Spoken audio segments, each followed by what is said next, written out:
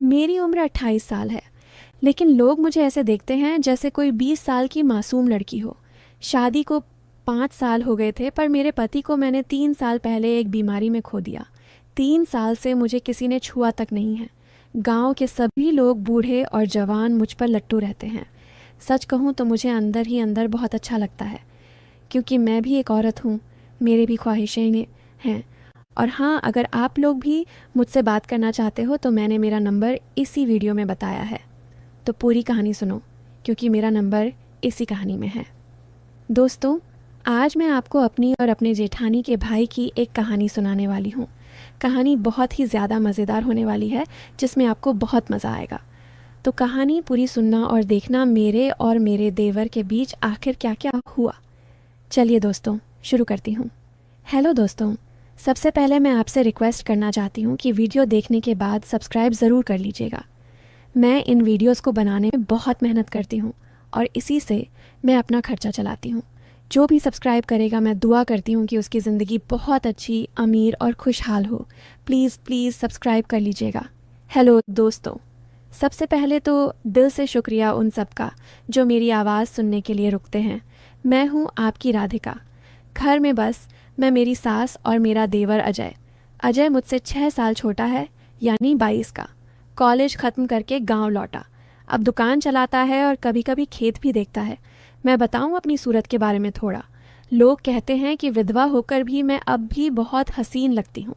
रंग साफ पर गुलाबी चमक वाला, आंखें काली गहरी सुरमा लगाती हूँ, बाल घने लंबे, कमर बारीक और हाँ, ऊपर नीचे दोनों तरफ भरपूर आकर्षण है जो ब्लाउज में अच्छा लगता है। घर में ज़्यादातर साड़ी ही पहनती हूँ, कभी कुर्ता पर, कभी लहंगा पर, ज़्यादातर साड़ी, क्योंकि सास कहती हैं बहू विधवा होकर भी घर की शान बनी रहे। अब बात करते हैं उसकी, अजय की। शुरू शुरू में तो वह बस एक शर्मीला लड़का लगता था।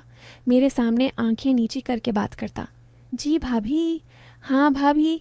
पर धीरे धीरे कुछ बदलाव आने लगा। नहीं कि वो कुछ गलत करता, पर उसकी नज़रें मेरे चेहरे से ज़्यादा देर नहीं टिकती थी, नीचे सरक जाती थी।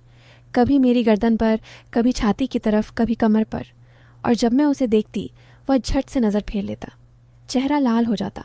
मैं समझ गई थी कि उसके मन में कुछ चल रहा है, और सच कहूँ तो मेरे मन में भी कुछ उथल पुथल होने लगी थी।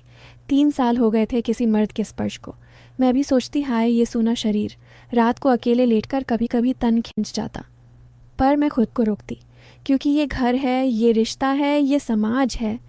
एक शाम की बात है, मैं आंगन में चूल्हे पर रोटी सेंक रही थी। साड़ी का पल्लू हवा में उड़ रहा था। अजय दुकान से लौटा था, पसीने से तरबतर। वो सीधा मेरे पास आया और बोला, भाभी आज बहुत प्यास लगी है, पानी मिलेगा? मैंने मुड़कर उसे देखा। उसकी आंखें मेरे चेहरे पर थीं, लेकिन फिर धीरे धीरे नीचे गईं, जहाँ पल्लू थोड़ा सरक गया था। मैंने जानबूझकर पल्लू तुरंत नहीं ठीक किया, बस हल्के से मुस्कुराई और बोली, अंदर मटका में है, जा ले आ। वो अंदर गया, लेकिन लौटते वक्त फिर रुक गया। मेरे ठीक पीछे खड़ा हो गया।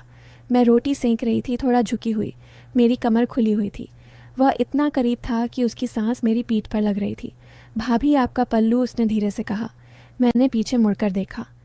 अरे हाँ शुक्रिया। और मैंने धीरे धीरे पल्लू ठीक किया, जानबूझकर थोड़ा धीमा करके। उसकी आंखें मेरे हर मूवमेंट को फॉलो कर रही थीं। उस शाम के बाद उसकी हिम्मत थोड़ी बढ़ गई। वो मेरे पास ज़्यादा आने लगा। कभी बोलेगा, भाभी आज सब्ज़ी बहुत स्वादिष्ट बनी है, जैसे कोई बहुत चाहत से बनाई हो। मैं हंसकर कहती, अच्छा तो रोज़ चाहत से बना दूंगी। वो शर्मा कर चुप हो जाता। एक दिन दोपहर में मैं छत पर चढ़ी थी, कपड़े सुखा रही थी। गर्मी बहुत थी। मैंने साड़ी का पल्लू कमर में खोस लिया था ताकि काम आसान हो।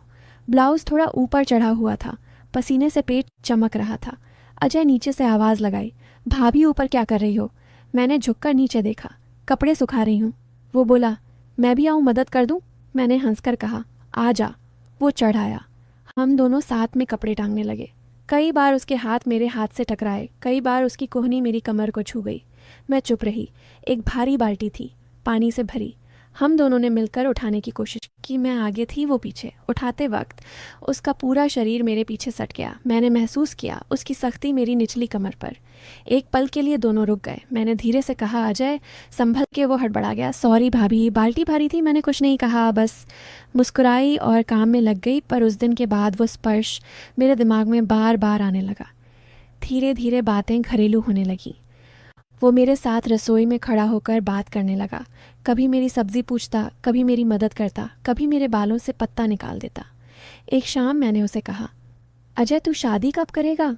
इतना बड़ा हो गया है। वो मेरी तरफ देखकर बोला, भाभी अभी दिल नहीं लगता किसी में। मैंने पूछा, क्यों, कोई पसंद नहीं आई? वो मेरी आंखों में देखकर बोला, पसंद तो बहुत पहले हो गई थी, पर वह किसी और की हो चुकी थी। मेरा दिल जोर से धड़का। मैं समझ गई वो किसकी बात कर रहा है, पर मैंने कुछ नहीं कहा, बस मुस्कुराई और रसोई में चली गई। अगले कुछ महीने ऐसे ही बीते। वो मेरे पास आता, मैं उसे थोड़ा इशारा देती, वो और करीब आता, मैं थोड़ा पीछे हटती। खेल चलता रहा। पर एक दिन मामला थोड़ा आगे बढ़ा। सास किसी मेले में 3 दिन के लिए गई थी। घर में सिर्फ मैं और अजय। रात के करीब 9:30 बजे मैंने खाना बनाया था।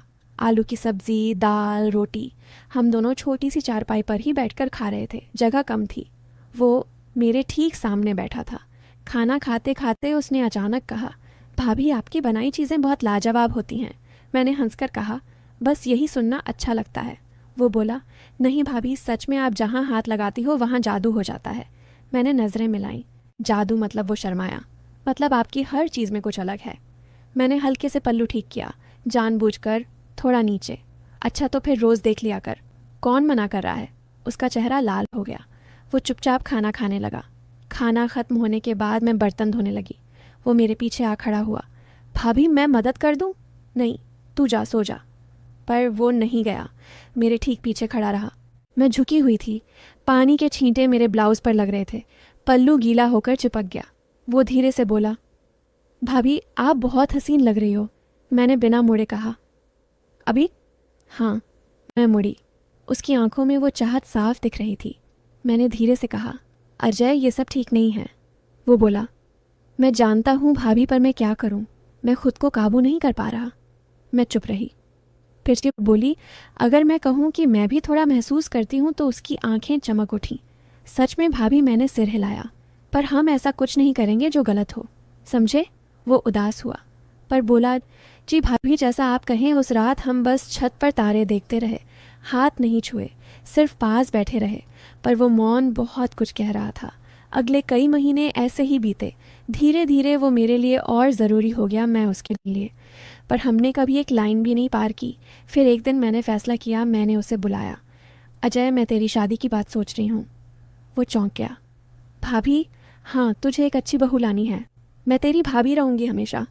वो रो पड़ा, बहुत रोया। भाभी आप मेरी दुनिया हो, मैं आपसे अलग नहीं रह सकता। मैंने उसके सिर पर हाथ रखा।